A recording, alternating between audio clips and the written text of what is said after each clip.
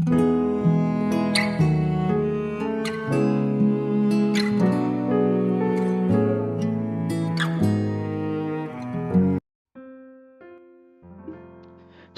shalom, selamat pagi saudaraku.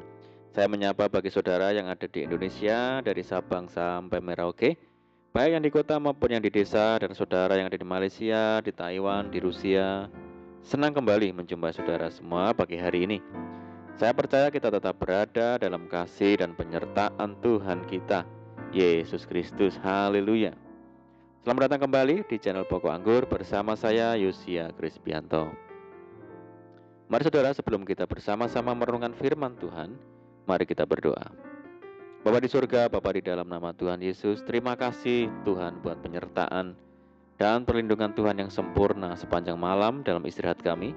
Dan pagi hari ini kami boleh bangun dengan kekuatan yang baru yang dari Tuhan Yesus.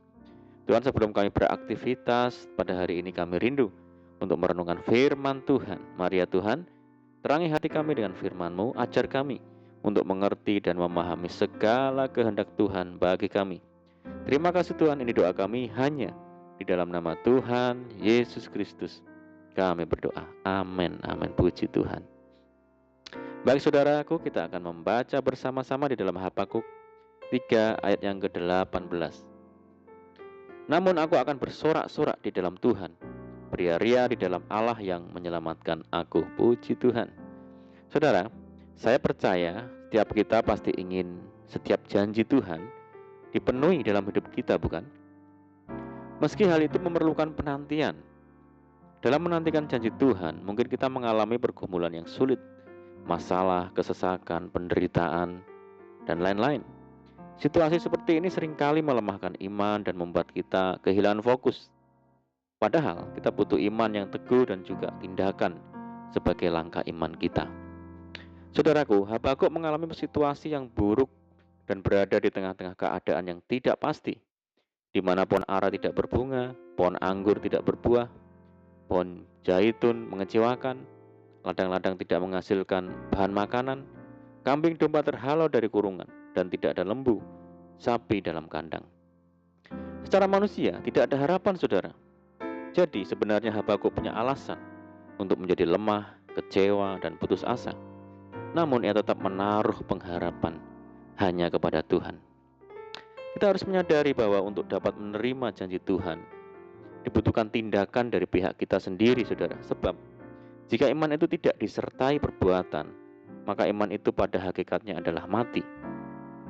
Karena iman bekerja sama dengan perbuatan-perbuatan, dan oleh perbuatan-perbuatan itu, iman menjadi sempurna. Maka kita harus melakukan sesuatu yang sesuai dengan kehendak Tuhan. Mungkin saja keadaan di sekitar kita begitu buruk, tidak ada sesuatu pun yang baik di pemandangan mata kita, saudara.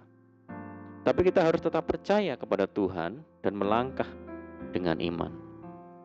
Kita pun harus bisa menjaga sikap kita sambil menantikan janji Tuhan. Salah satunya adalah dengan menjaga lidah atau ucapan kita. Lidah memegang peranan sangat penting dalam hidup seseorang. Firman Tuhan berkata, walaupun suatu anggota kecil dari tubuh, namun dapat memegahkan perkara-perkara yang besar. Banyak orang Kristen tidak menyadari akan hal ini, saudara. Akibatnya, kita mudah sekali memperkatakan hal-hal yang buruk dan negatif.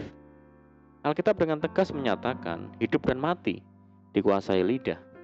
Siapa suka menggemakannya, akan memakan buahnya. Ketika apa yang kita harapkan tidak menjadi kenyataan, seringkali yang keluar dari mulut kita adalah kata-kata negatif sebagai ungkapan rasa kesal, kecewa, dan kemarahan. Berhati-hatilah saudara, sebab ucapan kita ibarat benih. Suatu saat akan tumbuh, berkembang, dan menghasilkan buah. Ada tertulis, perut orang dikenyangkan oleh hasil mulutnya, ia dikenyangkan oleh hasil bibirnya. Saat ini kita diberi pilihan, saudara, yaitu memperkatakan yang baik atau memperkatakan yang buruk. Bila sampai hari ini kita belum melihat apa yang baik, janganlah kita bersungut-sungut atau mengomel. Tetap perkatakan yang positif, ucapkanlah berkat. Maka suatu saat berkat atau hal-hal positif itu akan benar-benar terjadi di dalam hidup kita. Jika kita memperkatakan yang positif, maka yang positif ini yang akan mempengaruhi pikiran dan segala tindakan kita, saudara. Begitu pula sebaliknya. Karena itu, hendaklah kata-katamu senantiasa penuh kasih. Jangan hambar, sehingga kamu tahu bagaimana kamu harus memberi jawab kepada setiap orang. Sebagai orang percaya, kita memiliki kuasa perkataan, saudara, yaitu perkataan di dalam nama Yesus. Itu bukanlah perkataan biasa, saudara, melainkan perkataan yang mengandung kuasa. Kuasa yang dahsyat bila diucapkan dengan iman. Firman Tuhan berkata, bahwasanya seperti yang kamu katakan di hadapanku, demikianlah akan kulakukan kepadamu. Hal ini berarti Tuhan akan mengerjakan apa yang kita perkatakan. Jika Tuhan yang melakukan, tidak ada yang mustahil, saudara, karena Ia sanggup menjadikan yang tidak ada menjadi ada. Namun kadang yang kita lihat dan alami justru sebaliknya, yaitu kesulitan demi kesulitan yang menerpa. Saudara, jangan berkecil hati, percayalah dan terus berkatakanlah. Maka seperti Tuhan menggenapi janjinya kepada Yusuf, hal yang sama akan dilakukannya terhadap kita. Sebesar apapun persoalan kita hari-hari ini, jangan sampai menyurutkan iman kita sehingga kita tidak berani berkata-kata positif. Mari saudara, perkatakan firman setiap hari, maka kuasa Tuhan akan bekerja di dalam hidup kita. Sesuatu yang luar biasa pasti akan terjadi di dalam hidup kita. Amin. Puji Tuhan. Mari kita berdoa. Bapa di surga, Bapa di dalam nama Tuhan Yesus, terima kasih buat firman-Mu saat ini ya Tuhan. Ajar kami Tuhan untuk setia menantikan janji Tuhan dan melangkah dalam iman. Ajar kami untuk selalu memperkatakan perkataan positif, memperkatakan firman Tuhan, walaupun di sekitar kami dalam keadaan yang menyulitkan, sehingga sampai hidup kami mengalami janji dan berkat Tuhan. Terima kasih Tuhan. Dan saat ini kami menyerahkan hidup kami hari ini ke dalam tangan Tuhan. Berkati kami hari ini ya Tuhan. Berkati segala usaha kami, pekerjaan kami yang kami lakukan lewat tangan-tangan kami. Dan jadikan kami hari ini berhasil dan beruntung. Dan sertai kami hari ini ya Tuhan dengan penyertaan Tuhan yang sempurna. Dan mohon petunjuk-Mu sehingga kami hidup sejalan dan seturut dengan segala kehendak Tuhan. Limpahi kami dengan sukacita dan damai sejahtera-Mu Tuhan hari ini. Dan jauhkan kami dari segala malapetaka. Berdoa bagi kesejahteraan kota kami, desa kami, daerah kami dan bangsa kami yang saat ini menghadapi pandemi COVID-19. Mari Tuhan berkati daerah kami. Pulihkan negeri kami, belas kasihan-Mu bagi negeri kami. Terima kasih Tuhan, ini doa kami. Kami percaya Tuhan mendengar seruan doa kami. Hanya di dalam nama Tuhan Yesus Kristus kami berdoa.